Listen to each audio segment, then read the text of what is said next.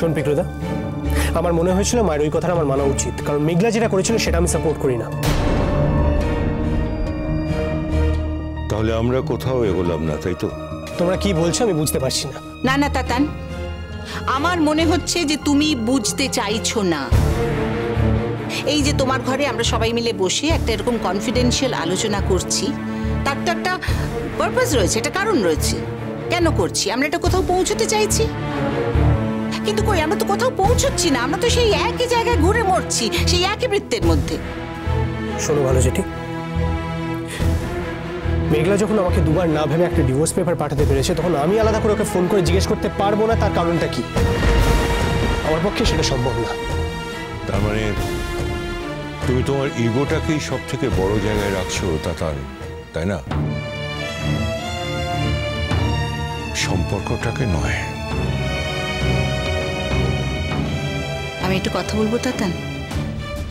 সম্পর্কের চেয়েও এখানে ইগোটা কিন্তু বড় হয়ে দাঁড়াচ্ছে, আর সেটা যখন হয় তখন তুমি ইচ্ছে করলেও চাইলেও এটাকে টিকিয়ে রাখতে পারবে না। তবে এরপরেও আমি তোকে একটা কথা বলছি, একবার একটু ভালো করে ভেবে দেখ তো, সম্পর্কের থেকে ইগোটা বড় হয়ে দাঁড়িয়েছে বলে তুই এই ডিসিশনটা নিচ্ছিস, নাকি অভিমান করে কথাগুলো বলছিস? একটু ভালো করে ভাবতো। না ভালো জেঠি, এইসবের মধ্যে না মান, অভিমান, ইগো এগুলোর কোনো প্রশ্ন উঠছে না। আলবাত আছে, তোমার পার্সোনালিটি পাল্টে যাচ্ছে তাতান। তুমি আর আগের মতো নেই। তুমি লোকের সঙ্গে খারাপ ব্যবহার করছো, তুমি ভালো করে খাও না, ঘুমো না, তোমার শরীর খারাপ হয়ে যাচ্ছে।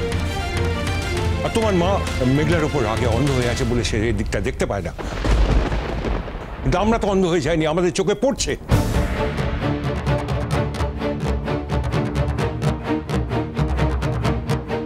আচ্ছা তাতান, মেঘলা যখন একবার নোটিশটা পাঠিয়েছে, তুই কি একবার ওকে ফোন করবি না? একবার ওর সঙ্গে কথা বলবি না?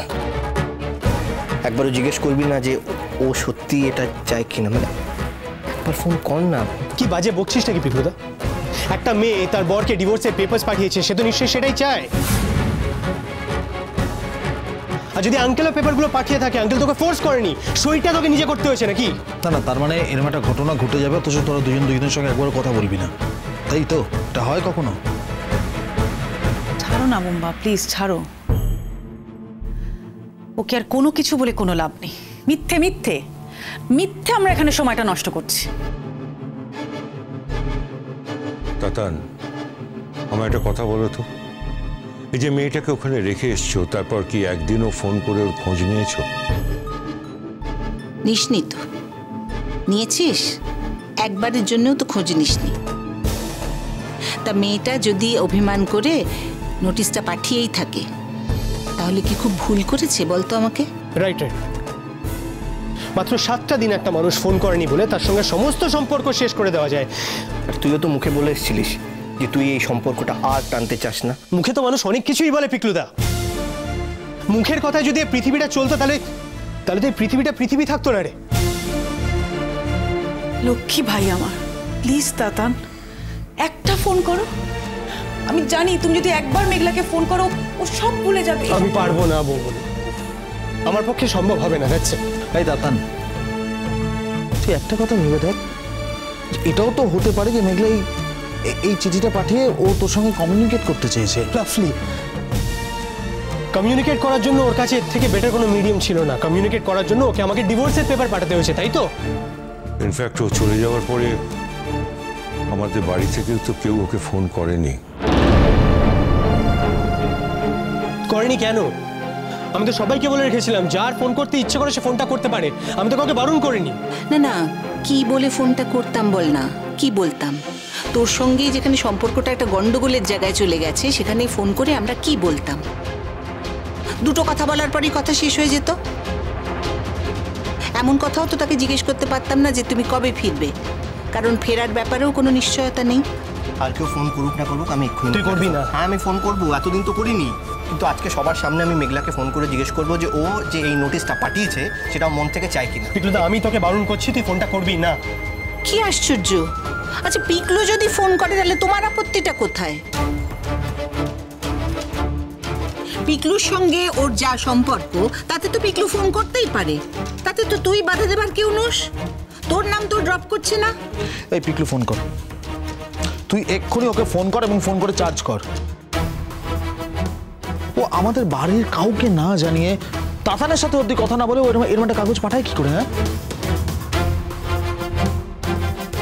ফোন কর, তুই এক্ষুনি ফোন কর তো ওকে। তুই ফোনটা করবি না পিকলুদা, আমি তোকে বারণ করছি, তুই ফোনটা করবি না।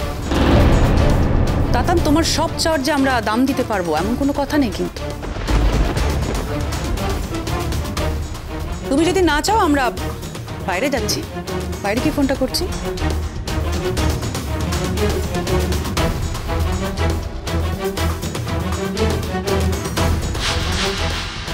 এসব বলে এখন কিচ্ছু করা যাবে না। এখন তোমরা যতই গোট পাকানোর চেষ্টা করো না কেন, মেঘলা ডিভোর্সটা চায়, আর ওইটাই বলবে।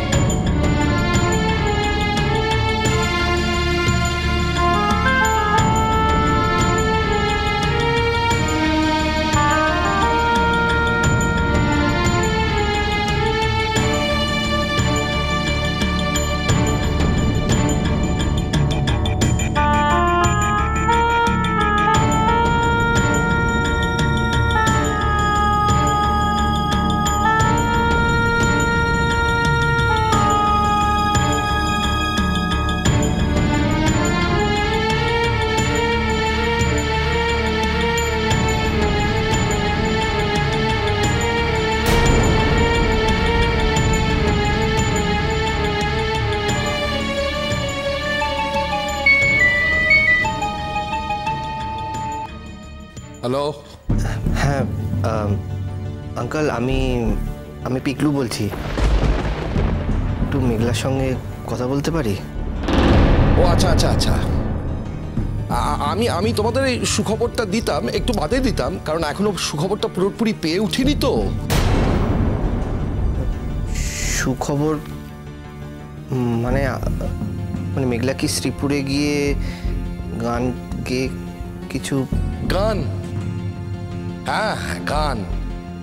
মেঘলা তার জীবনের শেষ গানটা গেয়ে ফেলেছে।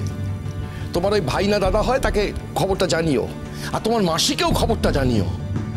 আপনি কি বলছেন আঙ্কেল? আমি তো কিছু বুঝতে পারছি না। মেঘলা সুইসাইড করেছে।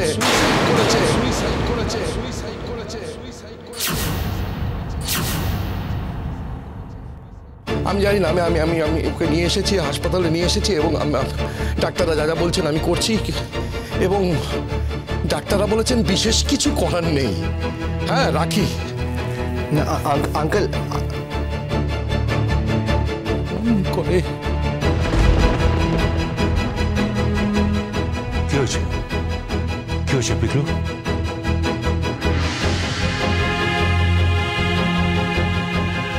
যা হয়েছে তার জন্য তুই রেসপন্সিবল দাদা, তুই রেসপন্সিবল। তুই কি হয়েছে মেঘলা? মেঘলা সুইসাইড করেছে। সুইসাইড।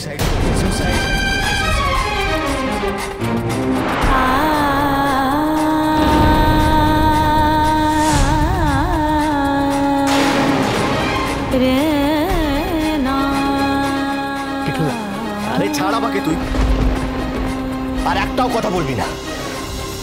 সেলিব্রেট কর তুই, সেলিব্রেট। তুই ভেরি হ্যাপি তো? হ্যাঁ,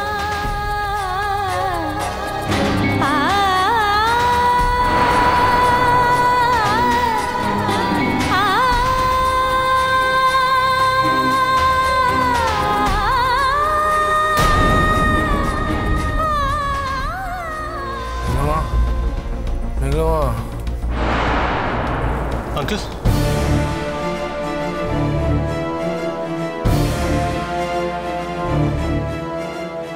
মেঘলার এই কন্ডিশনের কথা আমি অন্যের থেকে জানতে হলো কেন?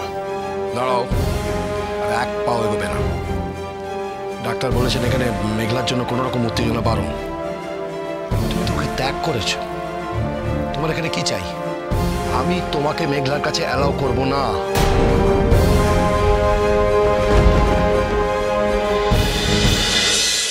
আছে